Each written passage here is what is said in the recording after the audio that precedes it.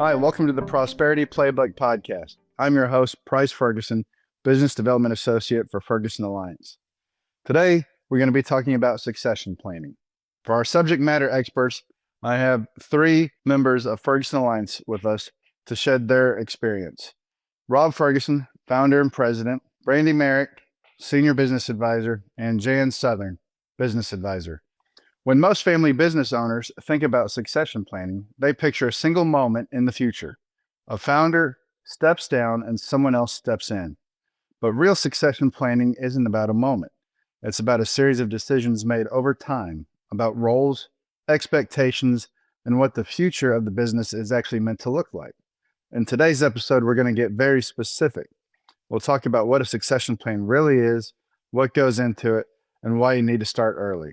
Let's meet our hypothetical case study, the Smith Family Company. Here's some background. The Smith family owns a second-generation distribution business. The founder, Tom, is in his early 60s and has been running the company for more than 30 years. The business is healthy, profitable, and stable. For years, Tom has assumed his son, Alex, would eventually take over the business. It was never formally discussed, just quietly understood. Tom has been saying he'd like to retire in about 5 years for the past 5 years. Last week, Alex shared some news. It doesn't seem self-leading the business long term. Although he enjoys the business and respects what his father built, he wants to pursue his dream of becoming an architect. And he wants to pursue that path while he's still young enough to do it fully. Alex isn't quitting tomorrow, he's giving the family time. But the assumption that the kid will take over is gone. Here's where they are now. Tom still wants to retire in 5 years. For real this time. There is no identified successor. Key leadership roles are built around Tom's involvement. Ownership, leadership, and decision-making are tightly intertwined. They know they need a succession plan, but aren't sure what that entails. What should they do? I'm going to turn to Rob Ferguson. I want you to talk about strategy of the succession plan in this situation. What hits you first after hearing about this case study in this family? Well, this is very common. There is a strategy, but it's in the founder's head. We see a lot of founder-led businesses not sharing what their hopes and dreams are. The other thing that strikes me is that Tom hasn't made a business decision around where he wants to see this going forward. Does he want this to be a legacy business? In other words, after he retires, he wants to see the business continue on, or is he going to be happy with the business just winding down after he retires? And the way to get to that decision, the way we help, is to ask that question: do you want to be a business first family or a family first business? Because you see, once you make that decision, everything else around there strategically and operationally becomes a lot clearer. So that's the first part, is Tom needs to make up his mind. Is he a business first family or a family first business? Secondly, he's got to share that with at least his son, Alex, and hopefully his key leaders. If he doesn't share it, he doesn't have a strategy. He just has a wish, just a hope. And so I think that's the next thing strategically that needs to happen here, is share that information with what the direction of the company is, and then begin to engage the leadership team in that to start talking about not only the why we're in business, but also how are we going to get there and what do we have to do. So I think that's the first place we would start. Brandi, can you talk about what's going on emotionally for both Tom and Alex in this situation? Oh gosh. Well, this one is not, I don't want to say complicated because that's not, I mean, it is complicated, but it's deeper than that. You know, you've got a father and a son. The idea was that the son was going to be going down this path of taking over the business. Oftentimes, fathers, this is what they dream of for their son or their daughter when they create a business. And for them to learn, both of them, that that's maybe not the path that it's going down, that can be very emotional. You're just so tied up into so many things, right? Because it's not only an expectation of your family member, but maybe it's also an expectation of the people that are also working in the business, the non-family members. It's a lot of emotion to carry, to process. And so I think it's, how do you effectively communicate those emotions? How do you have those conversations? They're probably not going to go like you want them to go at first. It's something that we don't want to do. It's probably one of those conversations high up on the list that you don't want to have. but you have to have them if you are truly going to be true to what you really want to do. Anyone that's been in a workshop with me or has worked with me at any capacity will hear me say, like, how do you feel the most fulfilled and purposeful in what you do? If the son is feeling like, hey, I really feel like what would fulfill and make me feel purposeful is to pursue this other path, there's no changing that. It's important to listen to each other and how they're feeling. How would you define and explain what a succession plan is and what's the purpose of it and the benefits of doing it and why the earlier the better? Let's take a broad view and explain exactly what that entails to any listeners out there who think succession planning is just, hey, I'm giving the company over to my next generation.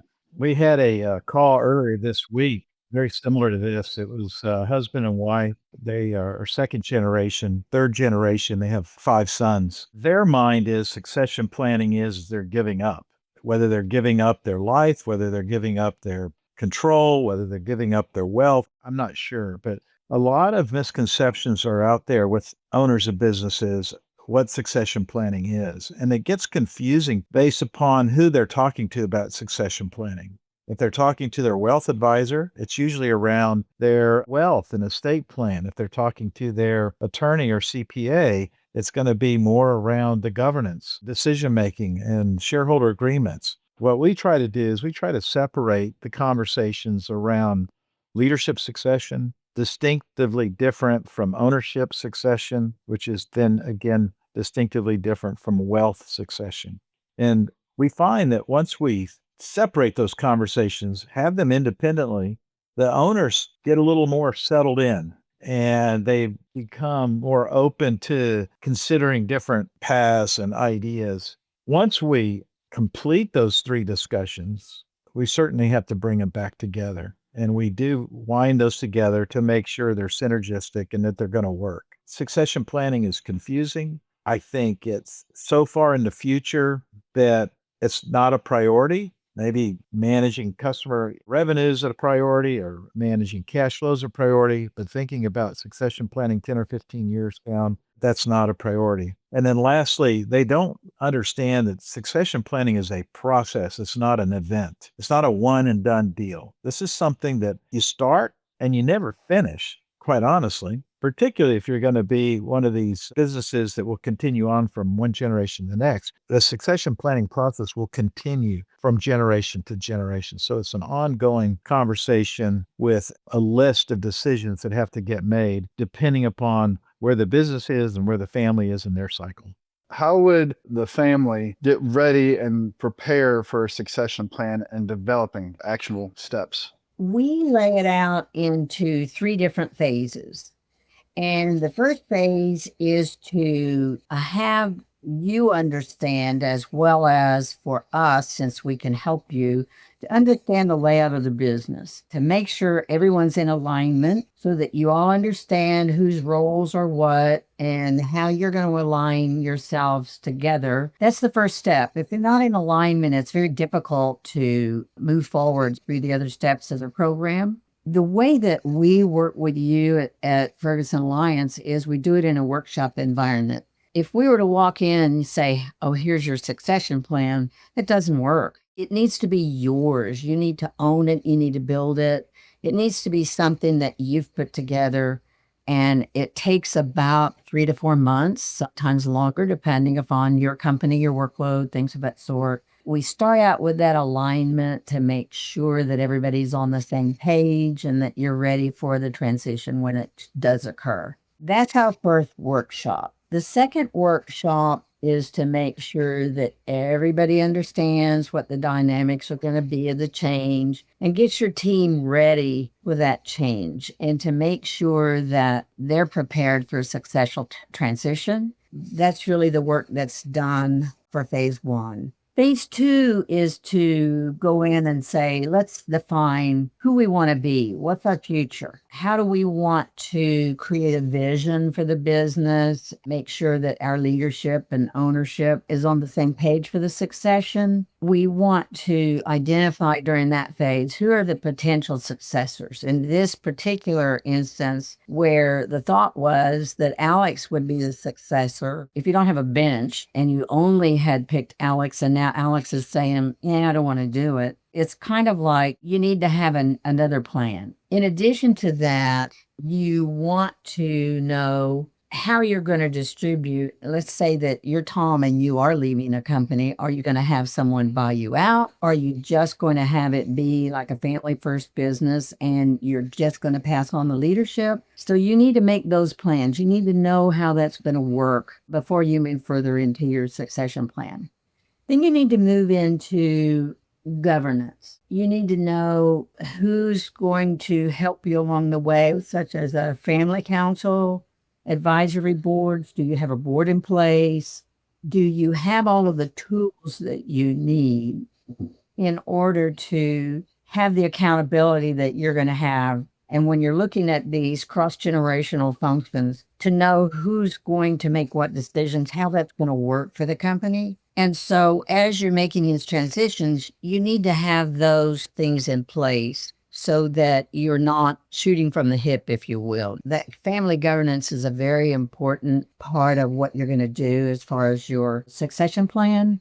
What makes it more of a living document that goes from one generation to the next? Is it minor tweaks or is it more overhaul? Well, that's a good question. Depends on the situation. The first step is just get it in writing. Get a succession plan in writing. When we work with clients, we have a pretty extensive template. And by the time we finish with them on their first succession planning process, it's not 100% complete. It might be 50 to maybe at best 80% complete. There's still blanks that need to be filled in. And so that gives them their task list of what they need to be working on, whether it's with tax advisors or estate planners, or maybe it's operational areas of work that they have to look into. Could be leadership succession that are non-family members. But they work that plan, and we ask them to review that at least once a year. And they should do that on a regular, ongoing basis, probably at a shareholder meeting, potentially at a board meeting. It needs to get institutionalized, and they need to put that into the rhythm of their business. When a family does realize that they need a succession plan, what are they often surprised to learn it includes? Well, they're surprised to learn, I think, that it includes a governance document. It includes some addressing of what's your mission statement, what's your vision statement. They think, oh, that doesn't have anything to do with succession, but it really does. It's a critical part of it. Everybody who's going to be involved in the succession from the current owner needs to have a full understanding of all of those things. I don't think they realize what amount of work needs to go into a succession plan. They think, oh, we're going to have a meeting, and when we get finished with the meeting, we're going to have our plan. And it just doesn't work that way. It needs to be well thought out, well designed, well understood, and agreed to. And I think they're very often surprised to learn all of that. All of those mechanics need to go into this. Tom really wants Alex to be involved, maybe not as a leader in the business, but still maintain some ownership. But Alex just wants to cut free and do his thing. You see Tom, the dad, still just trying to hang on to that. Why is that so hard to come to reality and grasp? And what do those conversations look like in your experience? Yeah.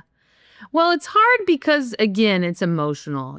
This is likely a dream that Tom has had, probably even before he had kids. If he started this business before then, this was something that he likely saw and wanted to see come to fruition. So there's this piece of it that's gone now. So there's that component of it. There's, from Alex's perspective of, I don't want to be a disappointment. I want to go full force into this other venture that I want to do. We've seen the conversations go a lot of different ways. We've seen parents that are very supportive of wanting their child, I hate to say child because in all of these cases they're adults, but hating to see them, not fulfill their dreams and not pursue their passions. So those conversations obviously go a little bit easier. We've also seen it to where they're really trying to convince the other one of like, this is a great opportunity for you. Why would you kind of squander this? You should take advantage of this. We've seen anger. We really lean into our role there as mediator or moderator almost to get through the feelings, because we have to. You have to acknowledge them, discuss them, and then pursue the path forward. You have to pursue the path forward. And the path can't be that anyone's operating in a role that they either don't want or they don't feel fulfilled and purposeful. Since this is such an emotional topic, only share what you're comfortable with, but what do you have from your experience, from your succession and exit from the family-owned business, transitioning from that to becoming a senior business advisor at Ferguson Alliance? What kind of emotions were you feeling? What were the conversations like? And what was it like being in that generation that didn't want to stay inside the family business? It was challenging, right? I mean, again, I kind of fell into the camp of not wanting to be a disappointment, not only to family, but also, again, to the non-family members that worked in the business. I mean, I was very concerned with what kind of message does it send if I want to go pursue something else. And so my anecdote to that was to just be honest with them, and that, life is short, and I wanted to pursue another adventure. And I thought about it for a long time before I ever said it out loud. And so that too allowed me to see that, hey, this feeling has been with me for a while. So it's not irrational, not sudden. It is something that I gave a lot of thought to. And guess what? No one was disappointed. Actually, everyone was really excited for me, and no one cut me off or anything like that. If it's true for you, it's going to stay with you. Being present for it, I think it's not going to go away. So you can either resist leaning into it, or you can embrace it and get through the hard stuff. It's kind of, what kind of heart are you going to choose? So let me build on to what Brandi's talking about, going back to the strategic decision. If Tom in this story had made a decision that he wanted to be a business first family, he would realize that there's other options for leadership succession than just his son. But if he was a family first business, you can see how that really puts constraint on the decision of what other family members are going to take on this leadership role. To Brandi's personal story, I happen to know it very well. Her family made that decision 4 or 5 years prior to you making your decision, Brandi. And her family made the decision, we are going to be a business first family. Not only did they make that inside their family, they took it a step further and they announced that to the organization, to the management team, and they reinforced it. And what ended up happening, I think, gave Brandi and her husband a little bit more freedom, is a non-family member leader was hired and brought in and worked and was able to take the reins of the company, which naturally did, I think, maybe make it a little easier for you, Brandi, to come out and say, here's what I want to do. But it's also, I think, a great reason why you had so much support is because the employees knew that we're in good hands. This is a business first family, and they're going to do what's best for the business first, which was get leadership in place, get a management team in place, get their operating systems working, be profitable, have great rewards. All of that got in place, enabled then you to feel better about this decision. Jan, can you tell us what SEPA certified means and how is that relevant to succession planning?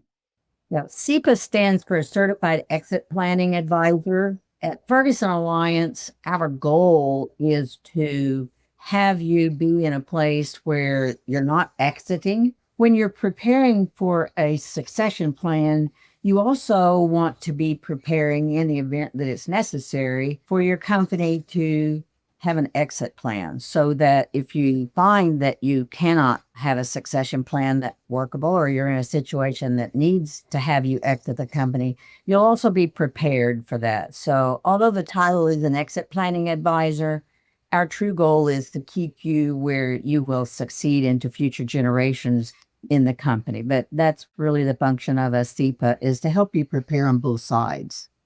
I've always thought of succession plans as a will for your business. What kind of life events could come up out of nowhere that could be detrimental, not only to the business, but to the employees and the customers, and the large ripple effect?